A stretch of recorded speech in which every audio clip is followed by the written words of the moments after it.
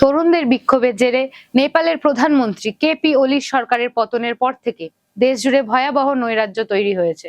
রাজধানী কাঠমান্ডু সহ বিভিন্ন প্রধান শহরের রাস্তাঘাটে বিক্ষোভকারীদের ভেগ ধরে সশস্ত্র দুষ্কৃতীরা তাণ্ডব শুরু করেছে। সরকারি দপ্তর থেকে নানা ঐতিহাসিক স্থাপত্য হামলা, ভাঙচুর ও আগুন লাগানো হচ্ছে। হোটেল, দোকানপাট ও বাড়িঘর দেদার চলছে লুট। সংবাদ মাধ্যম দপ্তরও বাদ পড়েনি। স্থানীয় সংবাদ মাধ্যম কাঠমান্ডু পোস্টের একাধিক দপ্তরে আগুন লাগানো হয়। রাজনৈতিক নেতাকর্মীদের ওপর প্রাণঘাতী হামলা, পুলিশ ও অন্যান্য সরকারি কর্মচারীদের হেনস্থা ও নিগ্রহের ঘটনাও ঘটছে। পরিস্থিতি পুরোপুরি নিয়ন্ত্রণের বাইরে চলে যাওয়ায় বুধবার থেকে দেশ জুড়ে কারফিউ ও দেখা মাত্র গুলির হুঁশিয়ারি দেয় সেনা। বুধবার থেকে বৃহস্পতিবার সকাল 6টা পর্যন্ত দেশ জুড়ে কারফিউ জারি করেছে সেনা। কাঠমান্ডু উপত্যকা জুড়ে সেনার টহল চলছে। পোখরা সহ অন্যান্য শহরেও একই পরিস্থিতি রয়েছে।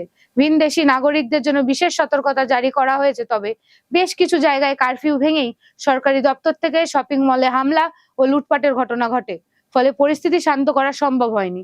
অরাজক পরিস্থিতির সুযোগ নিয়ে দেশের বিভিন্ন জেল ভেঙে হাজার হাজার কয়েদি পালিয়েছে। একাধিক থানায় হামলা করে অস্ত্র ছিনতাইয়ের ঘটনাও ঘটেছে। বুধবার রাত পর্যন্ত নিহতের সংখ্যা বেড়ে 33, মোট 1033 জন আহত অবস্থায় হাসপাতালে ভর্তি।